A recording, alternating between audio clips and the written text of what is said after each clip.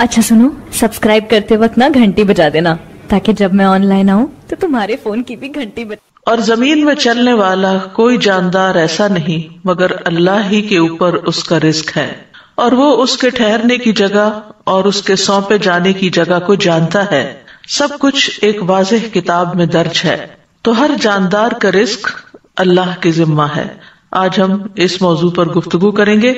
رزق ہر جاندار کی ضرورت ہے، کوئی ذی روح اس کے حصول کی جد و جہد سے خالی نہیں ہو سکتا، مگر ہمارا دین اس کو ضرورت کے درجے میں رکھتا ہے، نہ کہ مقصد کے درجے میں۔ یعنی رزق کمانا، رزق کھانا ضروریات زندگی میں سے تو ہے، لیکن زندگی کا مقصد نہیں ہے۔ یعنی ہم جینے کے لیے کھا رہے ہیں، کھانے کے لیے نہیں جی رہے۔ مومن کے پاس جو دولت آتی ہے وہ اسے اپنی ضروریات پر خرچ کرنے کے بعد دوسرے ضرورت مندوں پر بھی خرچ کرتا ہے، اپنی آخرت کی فکر کرتا ہے، نہ کہ اس دولت سے صرف اپنا معیار زندگی بلند کرتا چلا جائے۔ مومن جائز طریقے سے رزق حاصل کرتا ہے اور جائز جگہوں پر خرچ کرتا ہے۔ مومن اللہ کا رزق کھا کر اللہ ہی کو یاد کرتا ہے، اس کا شکر ادا کرتا ہے۔ لیکن یہ یاد رہے کہ دنیاوی رزق انسان کی مادی ضروریات کو پورا کرتا ہے، مگر اس کی روحانی ضروریات کے لیے جو رزق اللہ نے دے رکھا ہے اس کے لیے اللہ ہی کی طرف رجوع کرنا ہوتا ہے۔ لہذا بندہ مومن اپنا سارا وقت صرف مال کمانے میں ہی نہیں لگا دیتا، بلکہ اللہ کی عبادت کے لیے بھی وقت نکالتا ہے، اس عبادت کے طریقوں کو سیکھنے کے لیے، علم حاصل کرنے کے لیے بھی وقت نکالتا ہے، اور یوں وہ رزق کے معاملے میں قناعت اختیار کرتا ہے، اور یہی ذریعہ ہے اطمینان پانے کا، کیونکہ اسے یقین ہوتا ہے کہ ہر جاندار کا رزق اللہ کے ذمہ ہے۔ وما من دابۃ، اور نہیں کوئی بھی جاندار۔ دابہ دبیب سے ہے، ہر اس جاندار کو کہتے ہیں جو سطح زمین پر چلتا اور رینگتا ہے۔ تو روئے زمین پہ چلنے والا ہر جاندار یعنی ذی روح، خواہ انسان ہو یا حیوان ہو، خشکی کا جانور ہو یا پانی کا جانور ہو، اس کی خوراک اور اس کا رزق اللہ تعالیٰ کے ذمہ ہے۔ اس پلانٹ پر جتنے بھی جاندار ہیں ان سب کو وہی کھلاتا پلاتا ہے، ان کی ساری ضروریات وہی پوری کرتا ہے۔ یعنی اس نے اپنی تمام مخلوقات کے رزق کی ذمہ داری لے رکھی ہے۔ بولنے والی مخلوق، بے زبان مخلوق، یاد رکھنے والی، غافل، سوال کرنے والی، خاموش رہنے والی، اطاعت گزار، فرما بردار اور نافرمان اور اس کا انکار کرنے والے، وہ سب کو ہی رزق دیتا ہے۔ زمین پہ بکھری ہوئی جتنی بھی مخلوق ہے، زمین میں بسیرا کرنے والی جتنی بھی مخلوق ہے، آسمان کے کناروں پہ محو پرواز جو بھی مخلوق ہے، سمندر کی گہرائیوں میں تیرنے والی جو بھی مخلوق ہے، ان سب کی تعداد کو بھی وہی جانتا ہے، ان کی اقسام اور ضروریات کو جانتا ہے، اور انہیں ہر لمحے رزق پہنچا رہا ہے۔ سورۃ العنکبوت آیت 60 میں اللہ تعالیٰ فرماتے ہیں وَكَأَيٍّ مِّن دَابَّةٍ لَا تَحْمِلُ رِزْقَهَا اللَّهُ يَرْزُقُهَا وَإِيَّاكُمْ وَهُوَ السَّمِيعُ الْعَلِيمُ۔ اور کتنے ہی چلنے والے جاندار ہیں جو اپنا رزق اٹھائے نہیں پھرتے، یعنی اپنی کمر پہ لاد کے نہیں پھر رہے، بلکہ ایک وقت کا کھاتے ہیں اور پھر اگلے وقت کے لیے پھر تلاش میں نکل پڑتے ہیں۔ اللہ انہیں رزق دیتا ہے اور تمہیں بھی، اور وہی سب کچھ سننے والا اور سب کچھ خوب جاننے والا ہے۔ پرندوں کو رزق دینے والا بھی اللہ ہے۔ عمر بن خطاب سے روایت ہے، کہتے ہیں کہ رسول اللہ صلی اللہ علیہ وسلم نے فرمایا، اگر تم اللہ پر اس طرح توکل کرو جس طرح حق ہے توکل کرنے کا، تو وہ تمہیں اسی طرح روزی دے جیسے وہ پرندوں کو دیتا ہے۔ صبح کو وہ بھوکے اٹھتے ہیں اور شام کو پیٹ بھرے ہوئے آتے ہیں، لیکن وہ سارا دن رزق تلاش کرتے ہیں، یعنی ان کے گھونسلے تک نہیں پہنچتا بلکہ وہ اس کے لیے کوشش اور محنت کرتے ہیں۔ جانوروں کے رزق کا بھی مالک اللہ ہے۔ اس سلسلے میں مسند احمد میں ایک روایت آتی ہے، ابو سعید خدری سے مروی ہے، وہ کہتے ہیں کہ ایک بھیڑیے نے ایک بکری پر حملہ کیا اور اس کو پکڑ کر لے گیا۔ چرواہے نے اس کا تعاقب کیا اور اس سے بکری چھین لی۔ وہ بھیڑیا اپنے دم کے بل بیٹھ کر کہنے لگا کہ تم اللہ سے نہیں ڈرتے کہ تم نے مجھ سے میرا رزق جو اللہ نے مجھے دیا تھا چھین لیا؟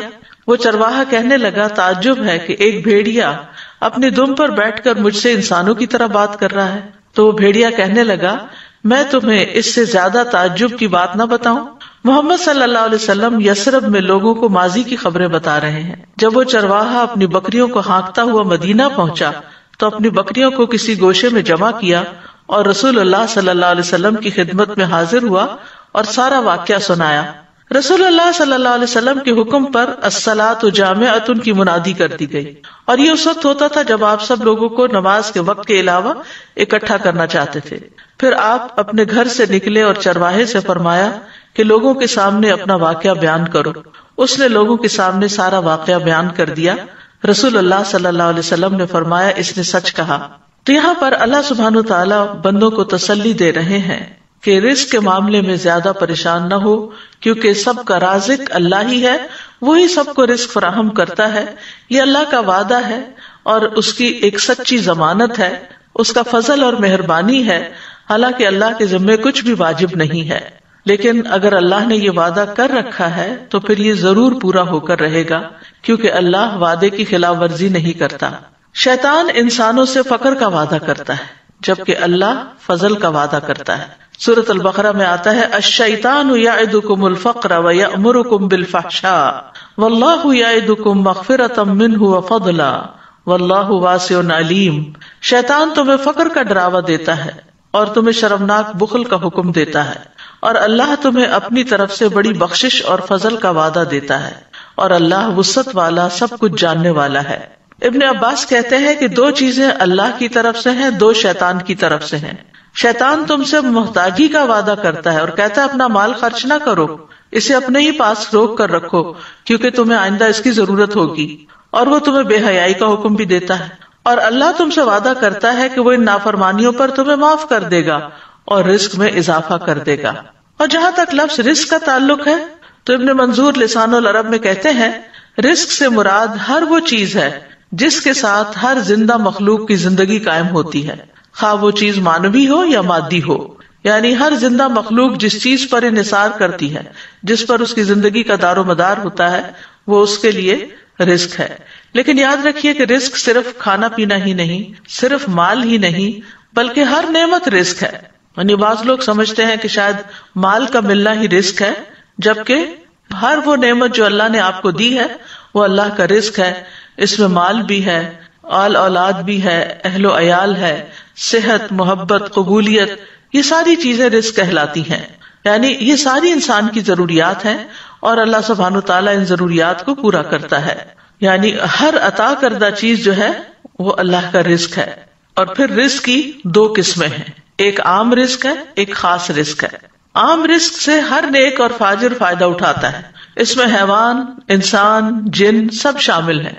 یہ جسموں کا رزق ہے اور یہ رزق اللہ نے تقسیم کیا ہے، اور اللہ نے ان میں سے ہر ایک کو رزق دینے کا ذمہ لیا ہے۔ دوسرا خاص رزق ہے، اور یہ رزق کی دوسری قسم اللہ اپنے انبیاء اور اپنے رسولوں کے ہاتھوں پر اپنے بندوں میں سے جسے چاہتا ہے یہ رزق عطا کرتا ہے، اور یہ ایمان اور توحید کا رزق ہے۔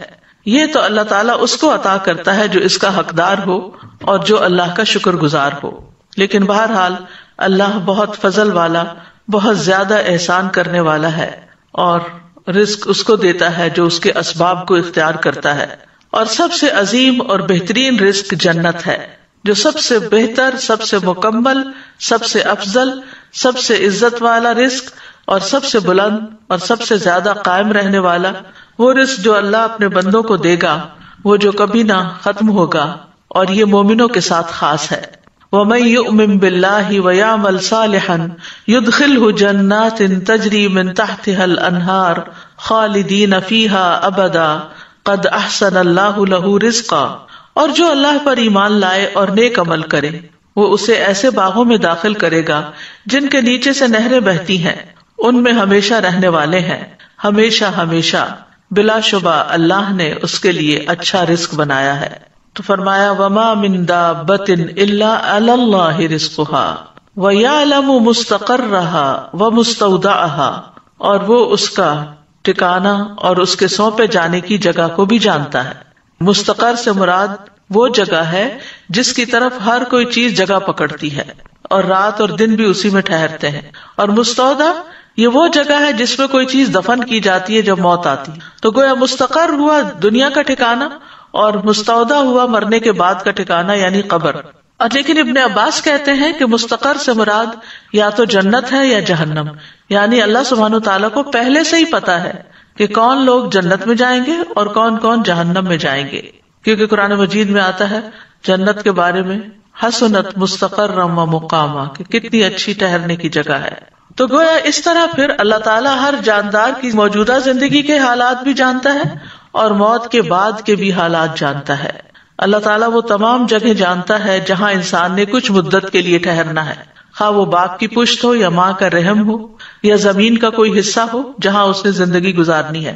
اور اللہ تعالیٰ وہ جگہ بھی جانتا ہے جن کے سپرد انسان مرنے کے بعد ہوتا ہے، خواہ وہ زمین میں کھودی ہوئی جگہ ہو یا کسی جانور کا پیٹ ہو یا جو بھی جگہ اللہ نے قیامت تک اس کے سپرد ہونے کے لیے لکھی ہے، وہ سب کچھ اس کے لیے قبر ہی ہے۔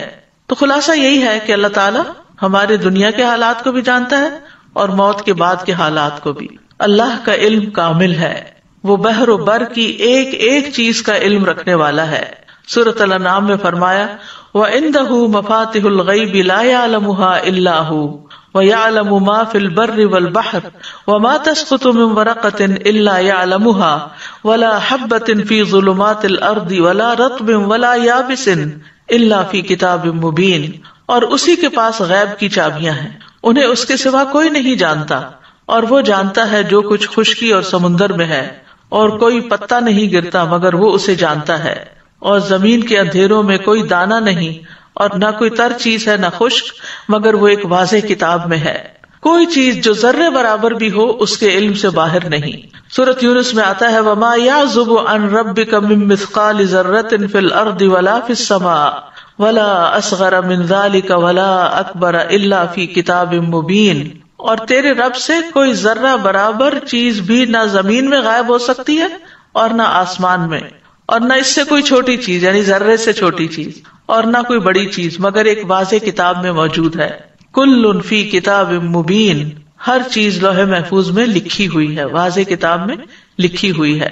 اور جو کچھ بھی ہوتا ہے، جو بھی حادثے زمین یا آسمان میں ہوتے ہیں، ان سب کا علم اللہ کے پاس ہے، اور وہ علم لکھا ہوا بھی ہے، یعنی اس نے ہر چیز کی تقدیر لکھ دی ہے، ہر چیز پر اس کی مشیت نافذ ہے، اور ہر ایک کے لیے اس کا رزق وسیع ہے۔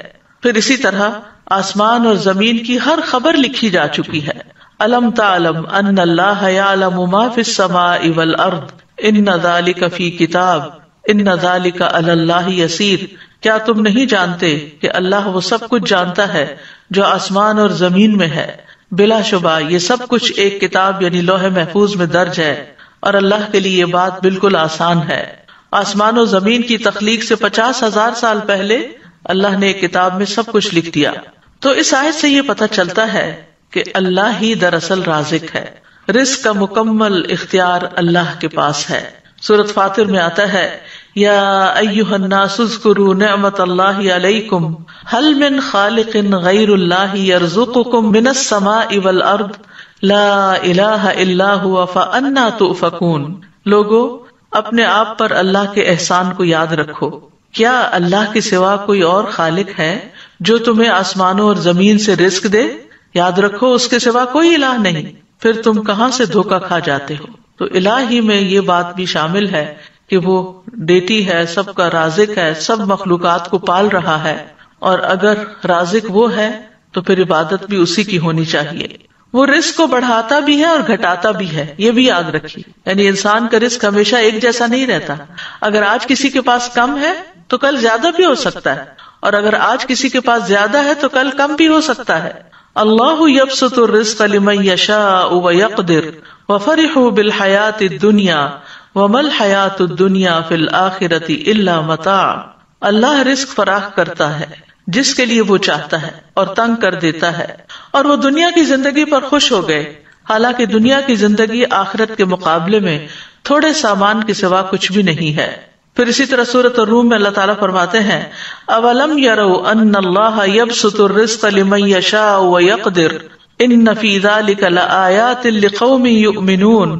اور کیا انہوں نے نہیں دیکھا کہ اللہ رزق فراخ کر دیتا ہے جس کے لیے وہ چاہتا ہے اور تنگ کر دیتا ہے، بے شک اس میں ان لوگوں کے لیے یقیناً بہت سی نشانیاں ہیں جو ایمان رکھتے ہیں۔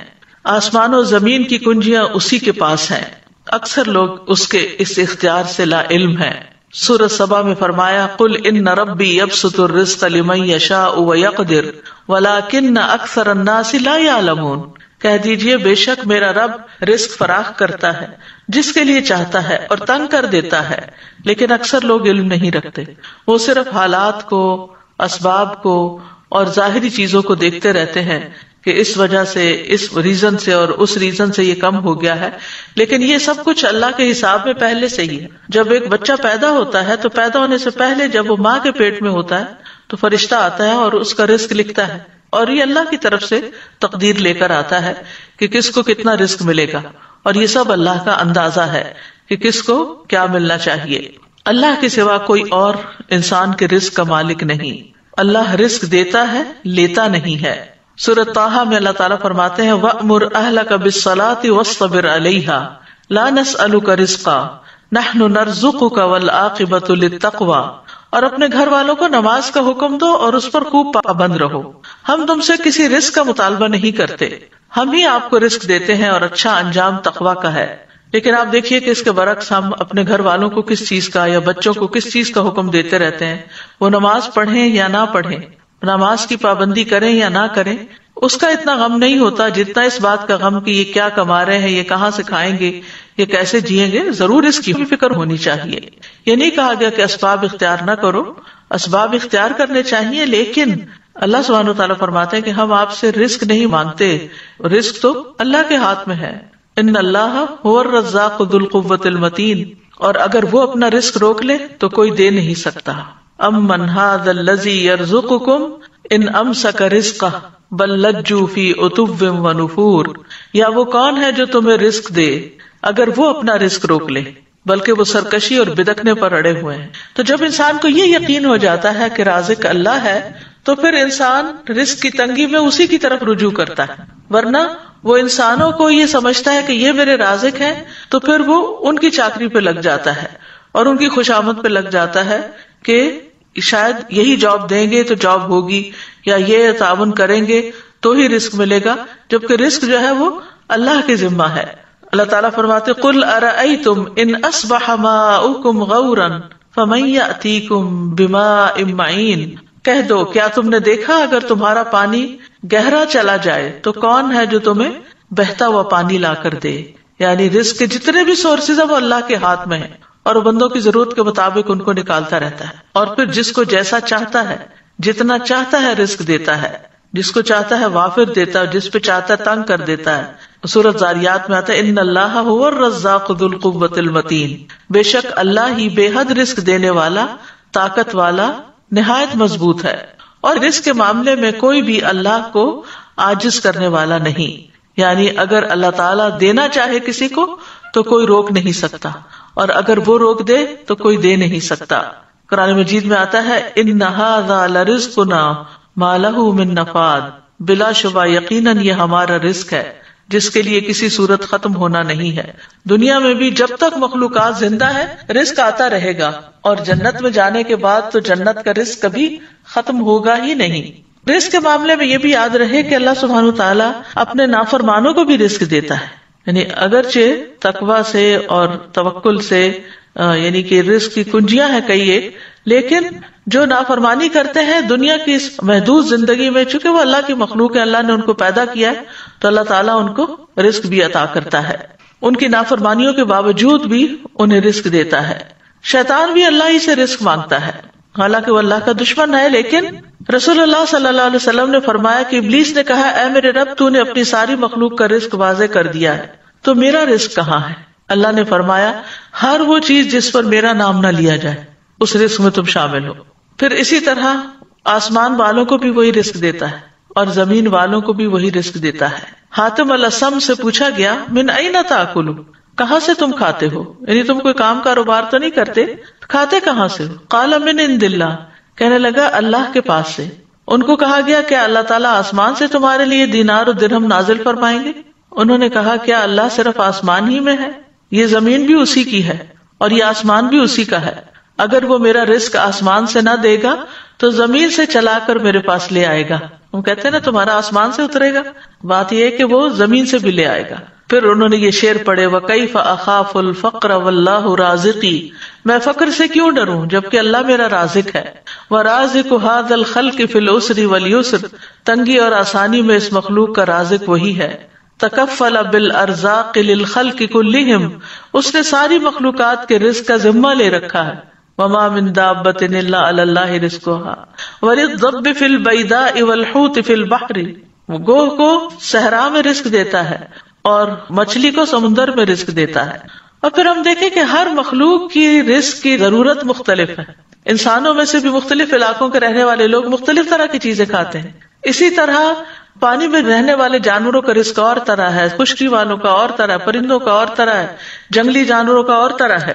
پھر لوگوں کے ہاں پسند ناپسند بھی ہے، پھر ان کی ٹیسٹ کا بھی فرق ہے، کوئی مرچیں کھاتا ہے کوئی نہیں کھاتا. تو اسی کے مطابق اللہ سبحانہ وتعالیٰ نے اتنی ورائٹی پیدا کر دی ہے. اور یہ اتنی ورائٹی پیدا کرنے کا یہ مطلب نہیں کہ ہم ہر چیز ہی کھائیں یا ہر چیز ہمارے لیے بنی ہے. ہر ایک کی ضرورت کے مطابق اللہ تعالیٰ نے تقسیم کر رکھا ہے. کچھ لوگ کچھ چیزوں کو بالکل بھی نہیں کھا سکتے. ہم کہتے ہیں الرجی ہے، ٹھیک ہے الرجی ہوتی ہے، لیکن اصل میں تو پیچھے اللہ ہی کا اذن ہوتا ہے. وہ جس کو چاہے دے اور جس سے چاہے روک دے، جس کو چاہے وہ چیز کھانے دے اور جس سے چاہے وہ نہ کھانے دے. اور پھر اللہ وہاں سے رزق دیتا ہے جہاں سے بندہ گمان بھی نہیں کر سکتا. وَيَرْزُقْهُ مِنْ حَيْثُ لَا يَحْتَسِبُ وَمَن يَتَوَكَّلْ عَلَى اللَّهِ فَهُوَ حَسْبُهُ إِنَّ اللَّهَ بَالِغُ أَمْرِهِ قَدْ جَعَلَ اللَّهُ لِكُلِّ شَيْءٍ قَدْرًا، اور اسے رزق دے گا جہاں سے وہ گمان نہیں کرتا، اور جو کوئی اللہ پر بھروسہ کرے تو وہ اسے کافی ہو جاتا ہے. بے شک اللہ اپنا کام پورا کر کے رہتا ہے. یقیناً اللہ نے ہر چیز کے لیے ایک اندازہ مقرر کیا ہے. اصل میں ہم جلد باز ہیں، ہم چاہتے ہیں کہ ہمارا کام وقت سے پہلے ہی ہو جائے. پھر مرنے کے بعد بھی اپنے بندوں کو وہی رزق دیتا ہے. خاص طور پر شہید جو ہیں ان کو مرنے کے بعد بھی رزق ملتا ہے. نبی صلی اللہ علیہ وسلم نے فرمایا جب تمہارے بھائی احد میں شہید کر دیے گئے تھے تو اللہ نے ان کی روحوں کو سبز رنگ کے پرندوں کے پیٹوں میں کر دیا جو جنت کی نہروں پہ آتے ہیں، وہاں کے پھل کھاتے ہیں، پھر سونے کی قندیلوں میں لوٹ جاتے ہیں جو عرش کے سائے میں لٹک رہی. یعنی ان کی روحوں کو اتنے اعلیٰ مقام پہ اللہ نے رکھا ہے. جب انہوں نے وہاں کے کھانے پینے اور آرام اور راحت کے مزے دیکھے تو کہا کون ہے جو ہمارا یہ پیغام ہمارے بھائیوں تک پہنچا دے کہ ہم جنت میں زندہ ہیں، ہمیں رزق دیا جاتا ہے تاکہ وہ جہاد سے بے رغبت نہ ہو جائیں اور لڑائی میں بزدلی نہ دکھائیں. اللہ سبحانہ تعالیٰ نے فرمایا میں تمہارا یہ پیغام ان تک پہنچا دوں گا.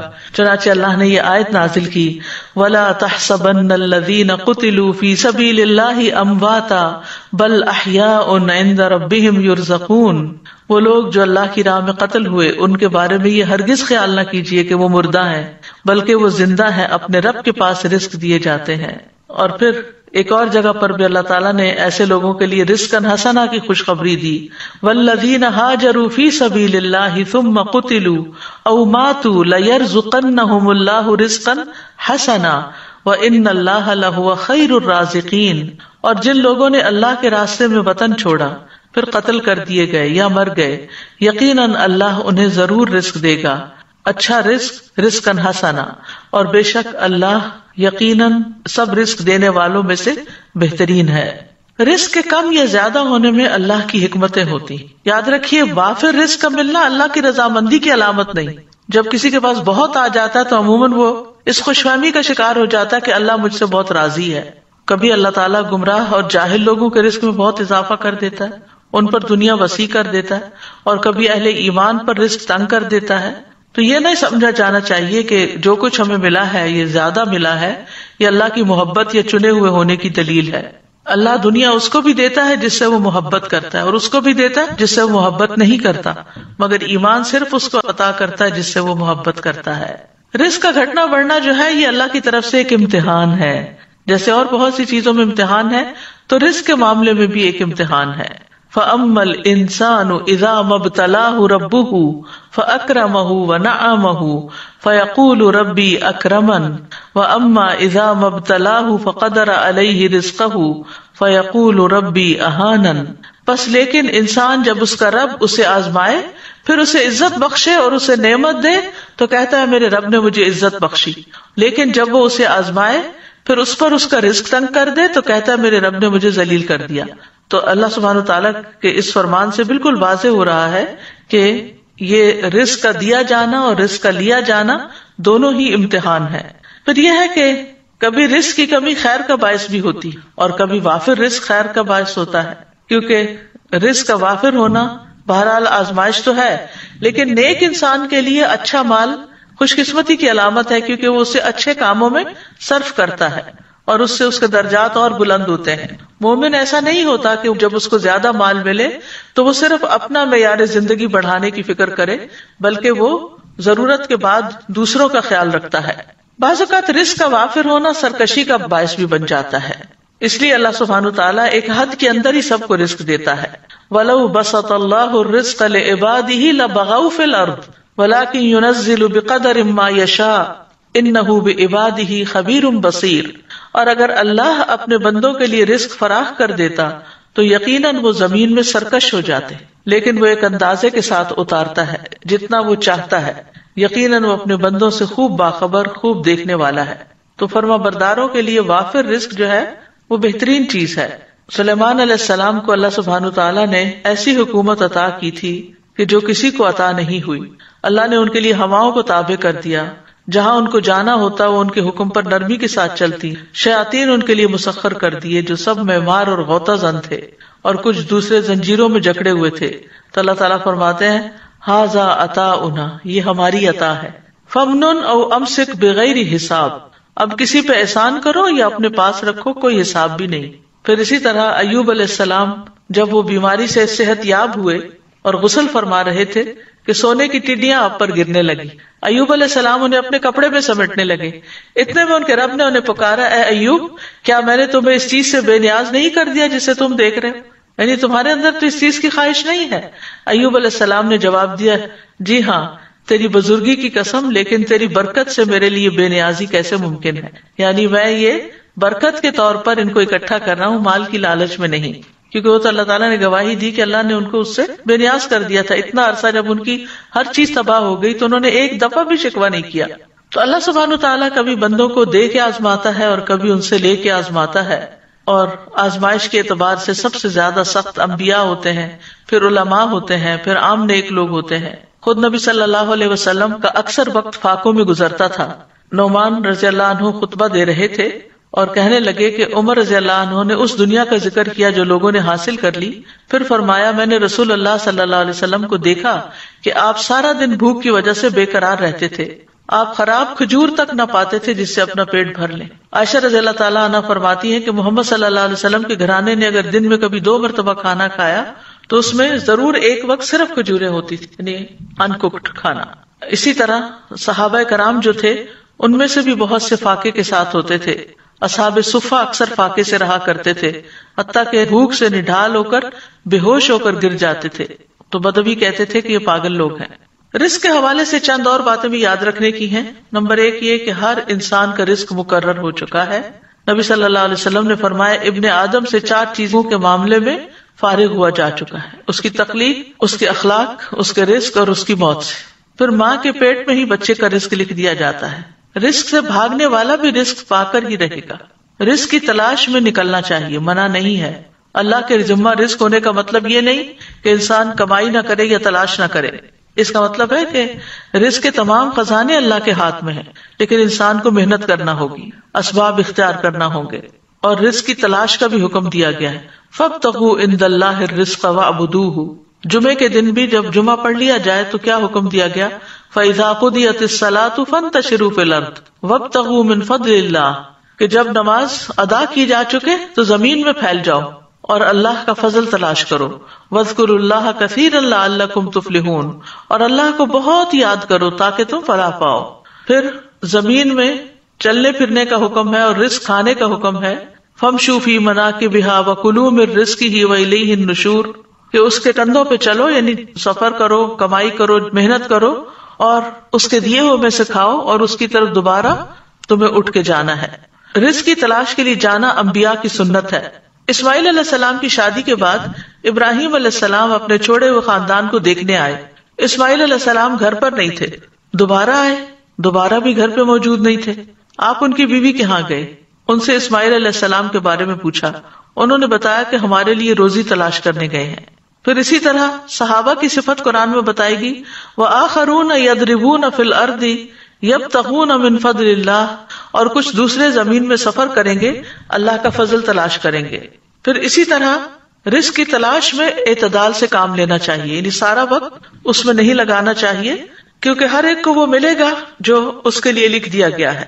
یاد رکھیے رزق کے لیے محنت کرنے، کمانے کے علاوہ کچھ اور چیزیں بھی ہیں کہ جو انسان کے رزق کو بڑھاتی ہیں، جس میں نمبر 1 ایمان اور تقوی اختیار کرنا.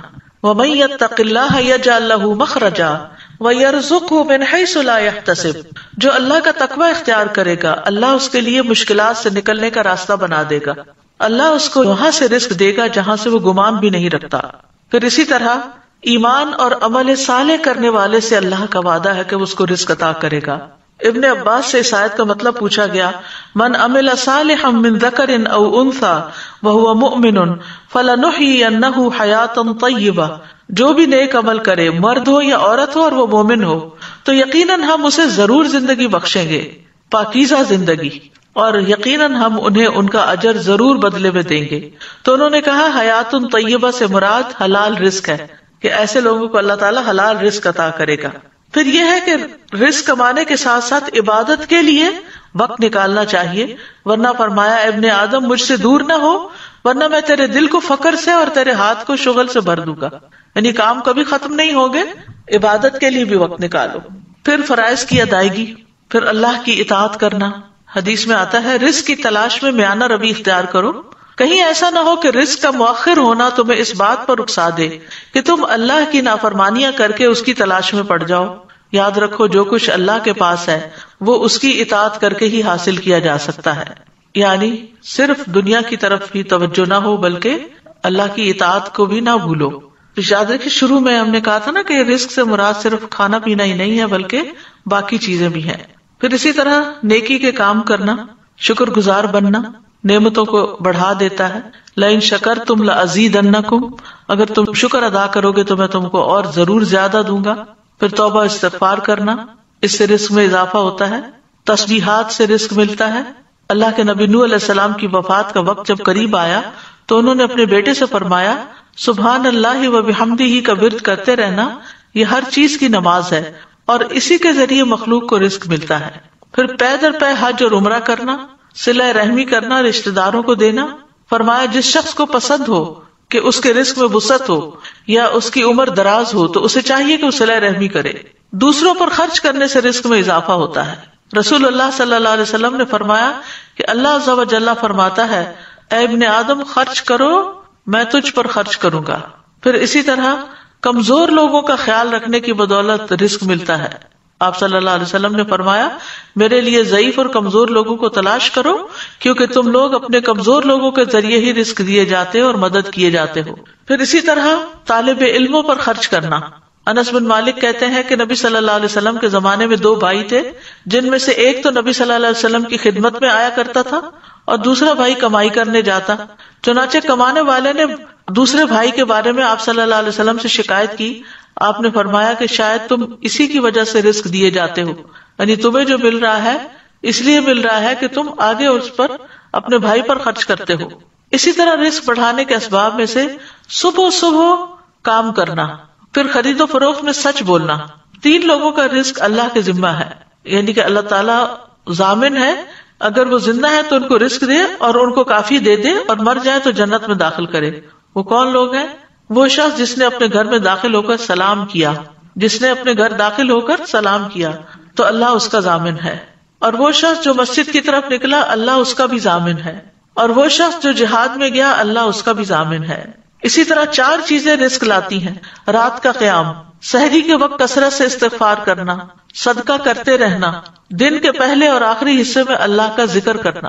پھر اسی طرح کچھ چیزیں رزق سے محروم بھی کر دیتی ہیں. تقوی چھوڑ دینا، نافرمانیاں کرنا. حسن بصری کہتے ہیں اللہ کی قسم بادل میں تمہارے لیے رزق ہے لیکن تم اپنی غلطیوں اور اعمال کی وجہ سے اس سے محروم کر دیے جاتے ہو. پھر یہ کہ ناشکری رزق کی بربادی کا سبب بنتی ہے. مثلاً ناشکری کیا ہے؟ آپ کھانا دیکھیں کیا پکا ہوا ہے، جیسے عام طور پر بچے کرتے ہیں، تو یہ ناشکری ہے. ان کو بھی سمجھانا چاہیے کہ یہ شکر گزاری کے خلاف ہے.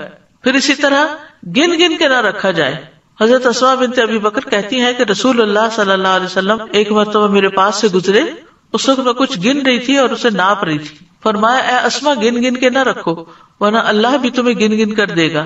کہتی ہے کہ رسول اللہ صلی اللہ علیہ وسلم کے اس ارشاد کے بعد میں نے اپنے پاس سے کچھ جانے والے یا آنے والے کو شمار نہیں کیے. نہیں کچھ میرے پاس آیا، کتنا مال آیا کتنا گیا اس کو میں نے کبھی گنا نہیں.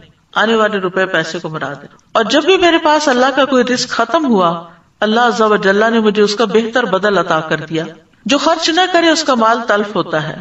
2 فرشتے صبح صبح دعا کرتے ہیں کہ اللہ خرچ کرنے والے کو اس کا بدلہ عطا کر اور روک رکھنے والے کا مال تلف کر دے. پھر اسی طرح قطع رحمی کرنا یعنی رشتہ داروں سے میل جول نہ رکھنا، صرف دنیا کا ہم و غم لگانا. جو اپنی فکر آخرت کو بنا لیتا ہے اللہ تعالیٰ اس کے تمام امور جمع کر دیتا ہے اور اس کے دل کو بے نیاز کر دیتا ہے. لوگوں سے مانگنا. عبد الرحمن بن عوف کہتے ہیں رسول اللہ صلی اللہ علیہ وسلم نے فرمایا جو شخص ایک مرتبہ مانگے گا اور مانگنے کا دروازہ کھول لے گا تو اللہ تعالیٰ اس پر تنگ دستی کا دروازہ کھول دیں گے. جو ایک مرتبہ مانگنے کا دروازہ کھول لیتا ہے اللہ اس پر تنگ دستی کا دروازہ کھول دیتے ہیں. اسی طرح جسے شدید ضرورت پڑ گئی اور اس نے لوگوں پہ پیش کر دیا تو اس کی وہ حاجت دور نہ ہوگی، اور جس نے اللہ پہ پیش کیا اللہ تعالیٰ ان قریب اس کو بے پرواہ کر دے گا. اس لیے ہر رزق کی تنگی میں اللہ ہی کی طرف رجوع کرنا چاہیے اور دعائیں بھی اس سے مانگنی چاہیے کہ اللہ ہمیں رزق دے اور تو ہی بہترین رزق دینے والا ہے. وارزقنا وانت خیر الرازقین. اسی طرح جب اللہ سے بندہ رزق مانگتا ہے تو اللہ ضرور عطا کرتا ہے. اذا قلت اللہم ارزقنی، جب تم کہتے ہو اللہ مجھے رزق دے، قال اللہ قد فعلت، تو اللہ تعالیٰ کہتے ہیں میں نے دے دیا، میں نے فیصلہ کر لیا. پھر ہمیں طیب رزق کی دعا کرنی چاہیے. اللہم انی اسألک علما نافعا ورزقا طیبا وعملا متقبلا. حلال رزق کی دعا کرنی چاہیے. اللہم اکفنی بحلالک عن حرامک واغننی بفضلک عمن سواک. فقر سے پناہ مانگنی چاہیے. اللہم انی اعوذ بک من الفقر والقلۃ والذلۃ واعوذ بک من ان اظلم او اظلم. پھر اسی طرح اولاد کے لیے بھی رزق کی دعا کرنی چاہیے جیسے ابراہیم علیہ السلام اور اسماعیل علیہ السلام نے کی تھی دعائیں. بچوں کو رزق کی دعا بھی دینی چاہیے. عمر بن حریث کہتے ہیں کہ میری والدہ مجھے لے کر نبی صلی اللہ علیہ وسلم کی خدمت میں حاضر ہوئی تو آپ نے میرے سر پر ہاتھ پھیرا اور میرے لیے رزق کی دعا کی. خادموں کے رزق میں برکت کی دعا دینی چاہیے. بڑھاپے میں وسیع رزق کی دعا کرنی چاہیے. رزق کی وجہ سے دنیا کی اصلاح کی دعا کرنی چاہیے. وَأَصْلِحْ لِي دُنْيَايَ الَّتِي فِيهَا مَعَاشِي. اللہ دنیا کے حالات اچھے رکھنا کیونکہ میری معاش اسی میں ہے. برکت کے لیے دعا کرنی چاہیے. اللہم بارک لنا فی ورزقنا خیرا منہ. یعنی جب بھی اللہ تعالیٰ کھانا کھلائیں تو اس کے بعد یہ دعا کر لینی چاہیے. اور جو دودھ پینے کے بعد کی دعا ہے وہ آخر میں وزدنا منہ. تو دونوں طرح کی بھلائیاں حاصل کر لی، برکت بھی ہو گئی اور مزید بھی ملا.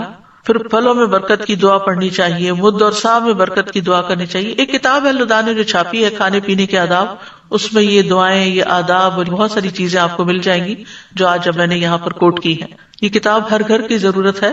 اور اسی طرح اگر کوئی کھانا کھلائے تو اس کو بھی برکت کی دعا دینی چاہیے. نئے مسلمان بننے والے کو اللہ سے رزق مانگنا سکھانا چاہیے کیونکہ فقر جو ہے وہ کفر تک پہنچا دیتا ہے انسان کو. اللہم اغفر لی وارحمنی واہدنی وارزقنی، یہ والی دعا سکھانی چاہیے.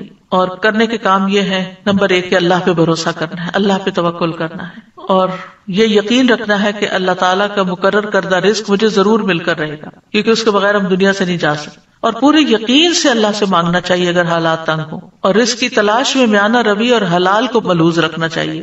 رزق کے بارے میں جو سوال پوچھے جائیں گے ان کی بھی تیاری کرنی چاہیے. وَعَنْ مَالِهِ مِنْ أَيْنَ اكْتَسَبَهُ وَفِيمَا أَنْفَقَهُ. قیامت کے دن انسان کے قدم ہل نہیں سکیں گے جب تک 5 سوال نہ. ان میں سے ایک یہ ہے کہ مال کہاں سے کمایا اور کہاں خرچ کیا. پھر حلال ذرائع اختیار کرنے، حرام سے بچنا ہے اور جو اللہ دے اس پر راضی ہونا ہے. اللہ کی تقسیم پر راضی نہ ہے. بندے سے اللہ بھی راضی ہو جاتا ہے. یعنی اگر ہم اللہ سے راضی ہوں گے رضی اللہ عنہ ورضوا عنہ. پھر اللہ کے رزق پر قناعت کرنی چاہیے. رزق پا کر اسراف سے بچنا چاہیے. کلوا واشربوا ولا تسرفوا انہ لا يحب المسرفین.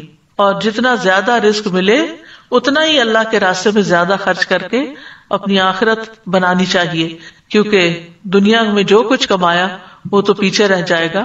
یہاں کینیڈا میں جو لوگ سن رہے ہیں یہ کتاب جو ہے کھانے پینے کے آداب آپ آن لائن آرڈر کر سکتے ہیں.